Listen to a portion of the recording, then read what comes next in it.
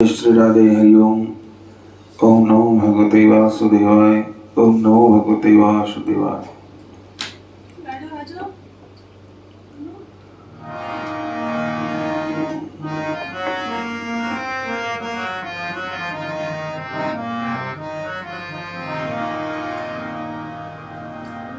राधा मेरी स्वामिनी,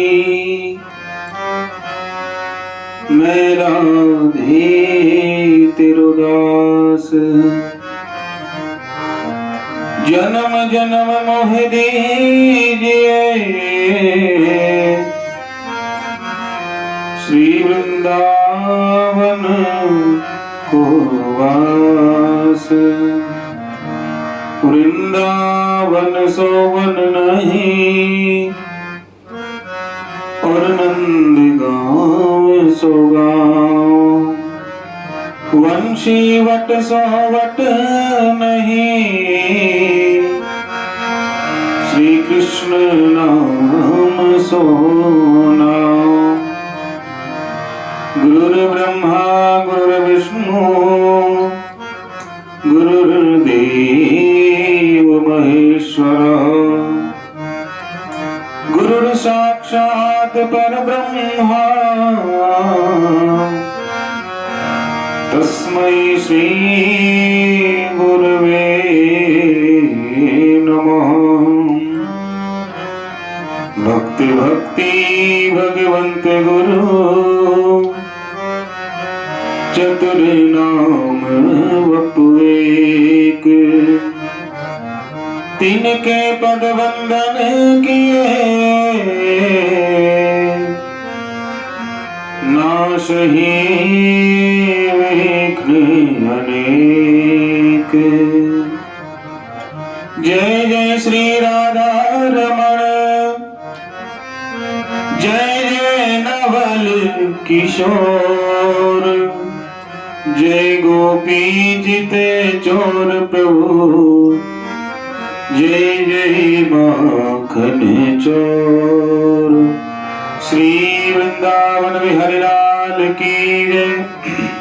जय जय श्री राधे, जय जय श्री राधे, जय जय श्री राधे।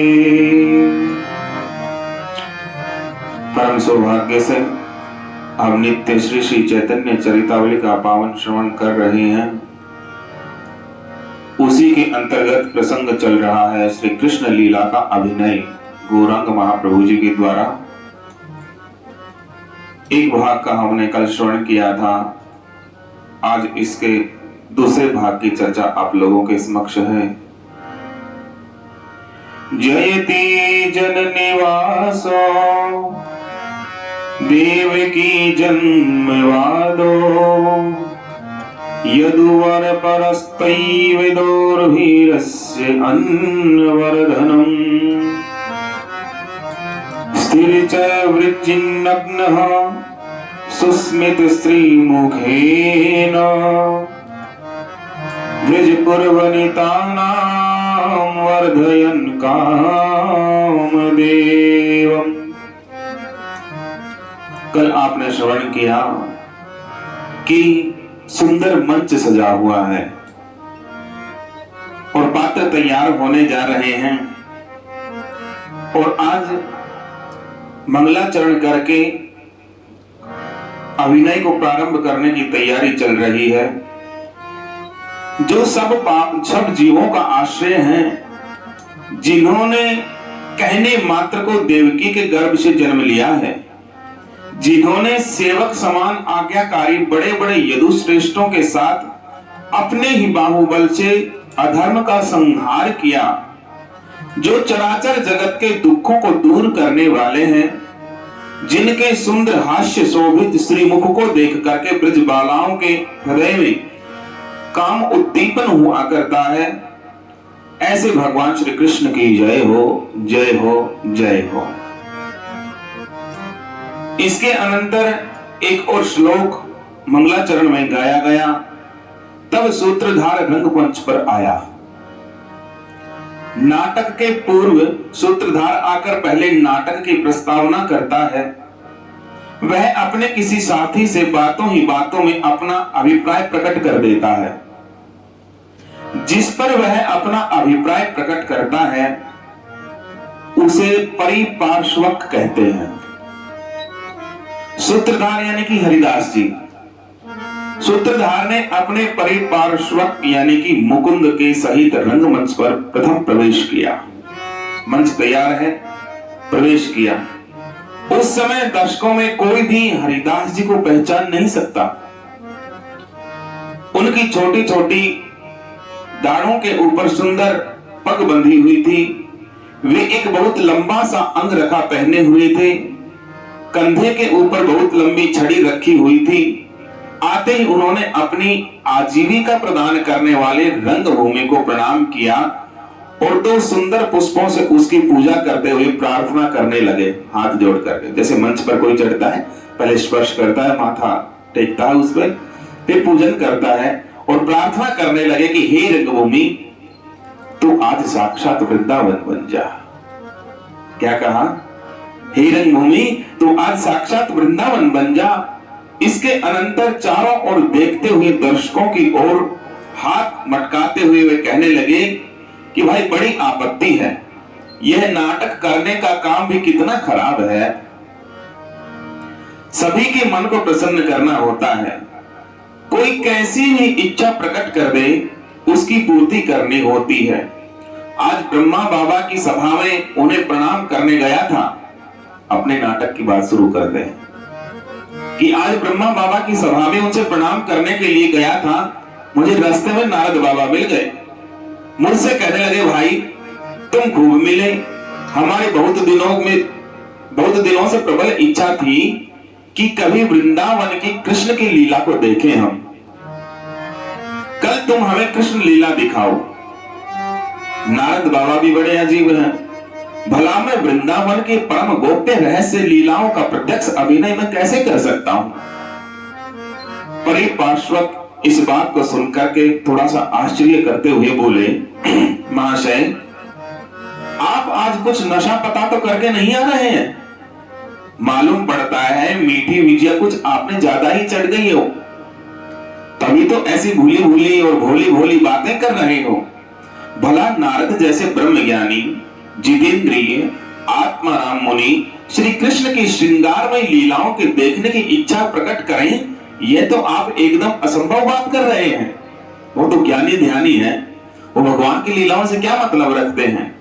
सूत्रधार ने कहा, हरिदास जी ने कहा कि साहब वाह, मालूम पड़ता है कि आप शास्त्रों के ज्ञान से एकदम कोरे ही हैं।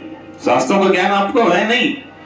श्रीमद् भागवत में लिखा है, कुछ खबर भी है उसकी। भगवान के लीला गुणों में यही तो एक भारी विशेषता है, क्या कि मोक्ष पदवी पर पहुंचे हुए आत्मा राम मुनि तक उनमें भक्ति रखते हैं। जो मोक्ष को प्राप्त हो गए हैं वो भी। परिपार्श्वक कहने लगे, अच्छे आत्मा राम है, माया से रहित होने पर भी माइक लीलाओं को देखने की इच्छा प्रकट कर रहे हैं। भाई वो तो संन्यास्त हैं, एकदम से पके पकाए हैं, माया से दूर रहने वाले हैं, फिर माया की लीलाओं को देखने की इच्छा प्रकट कर रहे हैं। सूत्रधार कहते हैं कि तुम तो निरे गोंगा बसंत हो। भला भगवान की लीलाएं माइक कैसे हो सकती हैं? वे तो अप्राकृतिक हैं, उनमें तो माया का लेश मात्र भी नहीं है। परिपार्श्वक ने कहा, क्यों जी, माया के बिना तो कोई क्रिया हो ही नहीं सकती, ऐसा हमने शास्त्रज्ञों के मुख से सुना है। फिर सूत्रधार कहते हैं, हरिदास जी, बस सुना ही है आपने, विचार नहीं किया। विचारते तो इस प्रकार गुड़ गोबर को मिलाकर के एक नहीं करते आप। यह बात मनुष्यों की क्रिया के संबंध में है, जो मायाबद्ध जीव हैं। भगवान तो माया के पति हैं, माया तो उनकी दासी है, वह उनके इशारे पर नाचती है। उनकी सभी लीलाएं अप्राकृतिक, बिना प्रयोजन के, केवल भक्तों के आनंद के ही निमित्त होती हैं। भगवान जो भी लीला करते हैं उनका भगवान से और माया से कोई लेना देना नहीं है।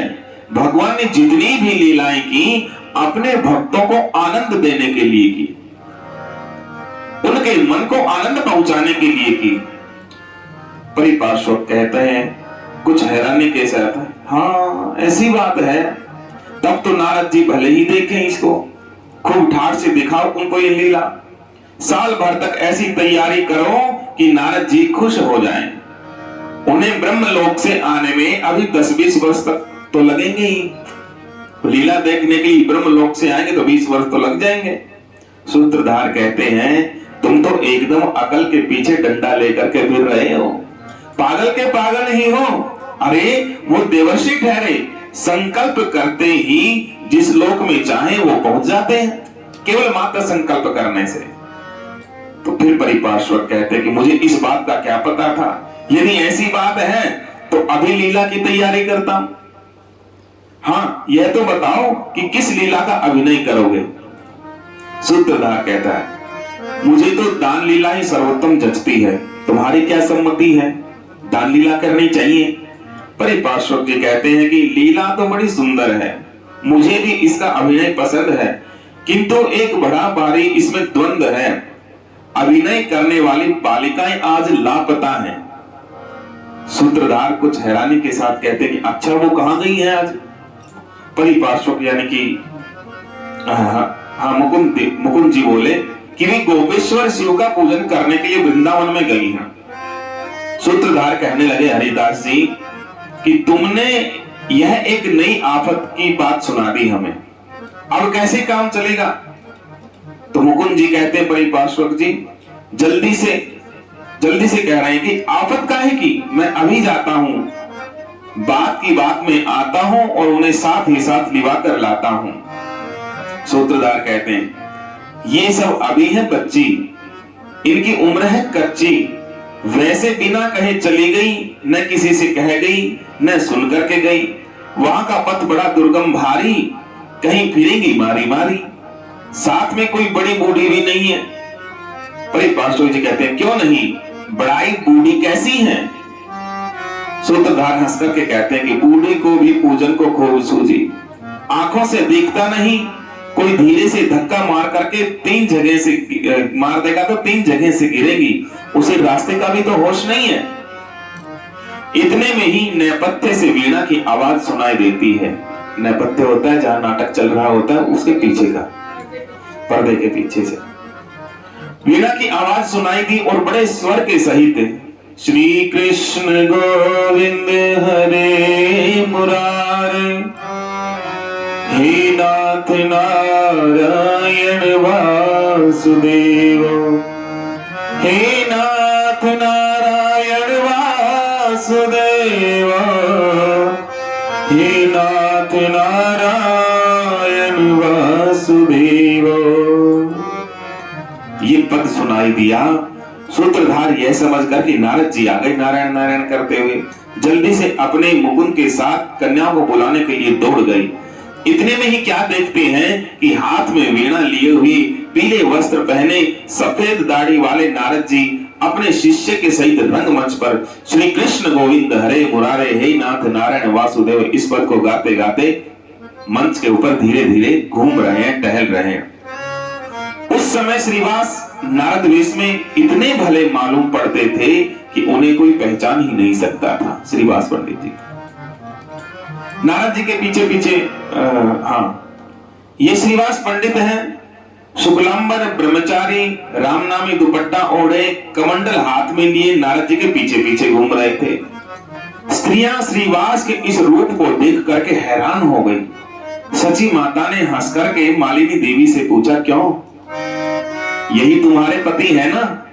मालिनी देवी ने कुछ मुस्कुराते हुए कहा कि क्या पता, मुझे तो पहचान नहीं आ रही, तुम ही जानो।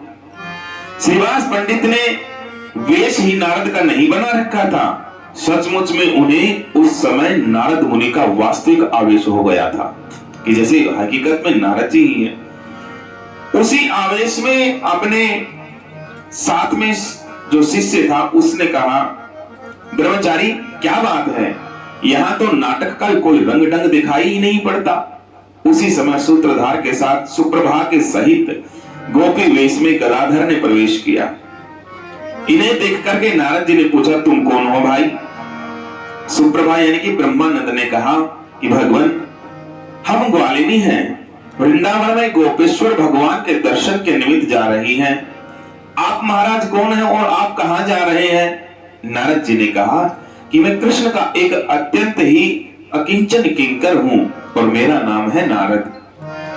नारद इतना सुनते ही सुप्रभा के साथ खड़ी सखी ने तथा अन्य सभी ने देवर्षि नारद जी को साष्टांग प्रणाम किया।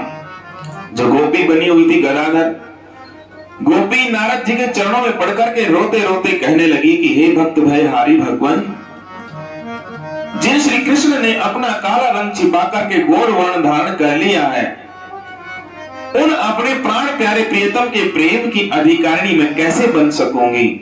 यह कहते कहते गोपी यानी कि वो गदाधर नारद जी के पैरों में पड़ करके जोर जोरों के साथ रुदन करने लगी। उसके कोमल गोल कपोलों पर से आंसुओं की धारा बहते देख करके सभी भक्त दर्शक रुदन करने लगे। नारद जी गोपी को आश्वासन देते हुए कहने लगे कि तुम तो श्री कृष्ण की प्राणों से भी प्यारी सहचरी हो, तुम ब्रजमंडल के घनश्याम की मन मोहिनी मयूरी हो, तुम्हारे नृत्य को देख करके वे ऊपर ही नहीं रह सकते, उनको उसी क्षण नीचे आना पड़ेगा तुम्हारे लिए। तुम अपने मनोहर सुखमय नृत्य से मेरे संतप्त हृदय को शीतलता प्रदान करो। गोपी इतना सुनने पर भी रुदन ही करती रही। दूसरी तरफ सुप्रभा अपने नृत्य के भावों से नारद के मन को मुदित करने लगी। उधर सूत्रधार यानी कि हरिदास जी भी सुप्रभा के ताल स्वर मिलाते हुए कंधे पर अपना एक लठ रख करके नृत्य करने लग गए। वे संपूर्ण आंगन में पागल की तरह घूम घूम करके कृष्ण भज कृष्ण भज कृष्ण भज बाबरे, कृष्ण के भजन बिनो खाओगे क्या पाँव रे। इस पद को गा करके जोर जोर से नाचने लगे। पद गाते गाते आप बीच बीच में रुक रुक करके दोहे भी कहते जाते थे। रैन गवाई सोई के दिवस गवाया खाए, हीरा जन्म अनमोल था कोड़ी बदले जाए। कृष्ण भजे कृष्ण भजे कृष्ण भजे बावरे, कृष्ण के भजन बिना खाओगे क्या पावरे। गोपी नारद के चरणों को छोड़ती ही नहीं थी। सुप्रभा यानी कि ब्रह्मानंद, सुप्रभा ने गोपी से आग्रह पूर्वक कहा, सखी पूजन के लिए बड़ी वेला हो गई है, सभी हमारी प्रतीक्षा में होंगी, चलो चलते हैं पूजन करती हैं। सुप्रभा की ऐसी बात सुनकर के सखी ने नारद जी की चरण वंदना की और उनसे जाने की अनुमति मांग करके सुप्रभा के सहित दूसरी ओर चली गई। उनके दूसरी ओर चले जाने पर नारद जी अपने ब्रह्मचारी से कहने लगे, ब्रह्मचारी चलो हम भी वृंदावन की ओर चलते हैं, वहीं चल करके श्री कृष्ण भगवान की मनोहर लीलाओं का हम दर्शन करेंगे और अपने इस जन्म को सफल करेंगे। जो आज्ञा कह करके ब्रह्मचारी नारद जी के पीछे पीछे चलने लगे। अब ये तो बाहर चल रही है लीला, घर के भीतर महाप्रभु भुवन मोहिनी लक्ष्मी देवी का वेश धारण कर रहे थे। उन्होंने अपने सुंदर कमल के समान कोमल युगल चरणों में महावर लगाया। उन अरुण रंग के तलवों में महावर की लालिमा फीकी फीकी सी जान प्रतीत पड़ रही थी। चरण इतने सुंदर थे, इतने गौर वर्ण के थे, महावर भी फीके लगने लगे। पैरों की अंगुलियों में आपने छल्ली और छल्ला पहने, खड़ला छड़े और झंझनों के नीचे सुंदर घुंघरू बांधे, कमर में करधनी बांधी, एक बहुत ही बढ़िया लहंगा पहना, हाथों की उंगलियों में छोटी छोटी छल्ली और अंगूठे में बड़ी सी आरसी पहनी शीशे वाली, गले में मोहन माला, पचमनिया हार हमें तथा अन्य बहुत सी जड़ाओं और कीमती मालाओं को धारण किया, कानों में कर्णफूल और बाजुओं में सोने की पहुंची पहनी। आचार्य वासुदेव ने बड़ी ही उत्तमता से प्रभु के लंबे लंबे घुंघराले बालों में सीधी सीधी एक पतली सी मांग निकाली और पीछे से बालों का एक जोड़ा बना दिया। बालों के जोड़े में मालती, चंपा और चमेली आदि की बड़ी ही सजावट के साथ फूल गूंथ दिए। एक सुंदर सी माला जोड़े में खोस दी। मांग में बहुत ही बारीकी से सिंदूर भर दिया। माथे पर बहुत छोटी सी रोली की एक गोल बिंदी लगा दी। सुगंधित पान प्रभु के श्रीमुख में दे दिया। एक बहुत ही पतली कामदार ओढ़ने प्रभु को उड़ा दी गई। श्रृंगार करते करते ही प्रभु को रुक्मिणी का आवेश हो गया, जैसे वो साक्षात रुक्मिणी है। वे कृष्ण के विरह में रुक्मिणी के भाव से अधीर हो उठे। रुक्मिणी के पिता की इच्छा थी कि वे अपनी प्यारी पुत्री का विवाह श्री कृष्ण चंद्र के साथ करें, किंतु उनके बड़े पुत्र रुक्मी ने रुक्मिणी का विवाह शिशुपाल के साथ करने का निश्चय किया था। इससे रुक्मिणी अधीर हो गई। वह मन ही मन श्री कृष्ण चंद्र जी को अपना पति मान चुकी थी। उसने मन से अपना सर्वस्व भगवान वासुदेव के चरणों में अर्पित और समर्पित कर दिया था। वह सोचने लगी, हाय, वह निराधम शिशुपाल कल बारात सजाकर के मेरे पिता की राजधानी में आएगा और क्या मैं अपने प्राण प्यारे पतिदेव को नहीं पा सकूंगी? मैंने तो अपना सर्वस्व उनके श्री चरणों में समर्पित और अर्पित कर दिया है। हे दीनवत्सल, हे अशरण शरण, हे घटघटवासी, आप सब कुछ जानने वाले हो। क्या उनसे मेरा भाव छिपा होगा? वे अवश्य ही जानते होंगे कि मैं उनसे कितना प्रेम करती हूँ। फिर भी उन्हें स्मरण दिलाने को एक विनय की पाती तो पठा ही दूं। फिर आना न आना ये सब ठाकुर जी का काम रहेगा। या तो इस प्राणहीन शरीर को शिशुपाल ले जाएगा या उसे खाली हाथ ही लौटना पड़ेगा। प्राण रहते रहते तो मैं उस दुष्ट के साथ कभी नहीं जाऊंगी। इस शरीर पर तो उन भगवान श्री वासुदेव का ही अधिकार है। जीवित शरीर का वे ही उपभोग कर सकते हैं। यह सोच करके वह अपने प्राणनाथ के लिए एक प्रेम की पाती लिखती है और एक ब्राह्मण के हाथ उसने अपनी वह प्रणय रस से पूर्ण पाती द्वारिका को भगवान के पास भेजी। महाप्रभु भी उसी तरह से हाथ के नखों के द्वारा रुक्मिणी के भावावेश में अपने प्यारे श्री कृष्ण को प्रेम की बातें लिखने लगे। भावावेश में है ना, वे उसी भाव में बिलख बिलख करके रुदन करने लगे और रोते रोते ही उन्हीं भावों को प्रकट भी करने लगे। कुछ काल के अनंतर वह भाव शांत हुआ। बाहर रंगमंच पर अद्वैताचार्य सुप्रभा और गोपी के साथ मधुर भावों की बातें कर रहे थे। हरिदास जी कंधे पर लठ रख करके जागो जागो जागो कह करके घूम रहे थे, अभिनय कर रहे थे। सभी भक्त प्रेम में विभोर होकर के रुदन कर रहे थे। इतने में ही जगन मोहिनी रूप को धारण किए हुए प्रभु ने रंगमंच पर प्रवेश किया। अंदर से बाहर आए, नेपथ्य से निकल करके प्रभु के आगे बड़ाई वेश में नित्यानंद जी थे, अगवानी कर रहे थे। नित्यानंद जी के कंधे पर हाथ रखे हुए धीरे धीरे प्रभु आ रहे थे दुल्हन की तरह। प्रभु के उस अद्भुत रूप लावण्य स्वरूप को देख करके सभी भक्त चकित हो गए, हैरान हो गए। उस समय के प्रभु के रूप का वर्णन करना कवि की प्रतिभा के बाहर की बात है, अर्थात कवि भी उनके सौंदर्य का वर्णन नहीं कर सका। सभी इस बात को भूल गए कि प्रभु ने ऐसा रूप बनाया है। भक्त अपनी अपनी भावनाओं के अनुसार उस रूप में पार्वती का, सीता मैया का, लक्ष्मी जी का, महाकाली का तथा रास विहारिणी रस विस्तारिणी श्री राधा रानी का पावन दर्शन करने लगे सभी लोग। ये कोई और नहीं है, साक्षात दुर्गा है, मां भवानी है, अम्बा है, जगदम्बा है, राधा रानी है। तो सभी ऐसे दर्शन करने लगे। जिस प्रकार समुद्र मंथन के पश्चात भगवान के भुवन मोहिनी रूप को देख करके देव, मानव, दक्ष, यक्ष, राक्षस सबके सब रूप के अधीन हो गए थे और देवाधिदेव महादेव जी तक कामासक्त होकर के उनके पीछे दौड़ते थे, उसी प्रकार यहां भी सभी भक्त विमुक्त से हो गए, किंतु प्रभु के आशीर्वाद से किसी के हृदय में भी काम के भाव उत्पन्न नहीं हुए। सभी ने उस रूप में मातृ स्नेह का अनुभव किया कि जैसे हमारी मातेश्वरी आ गई हो। प्रभु लक्ष्मी के भाव में आकर के भाव में सुंदर पद गा गा करके मधुर नृत्य करने लगे। उस समय प्रभु की आकृति, प्रकृति, हाव भाव, चेष्टा तथा वाणी सभी स्त्रियों के जैसी ही प्रतीत हो गई थी। वे कोकिल कुजित कमनीय कंठ से बड़े ही भावमय पदों का गान कर रहे थे।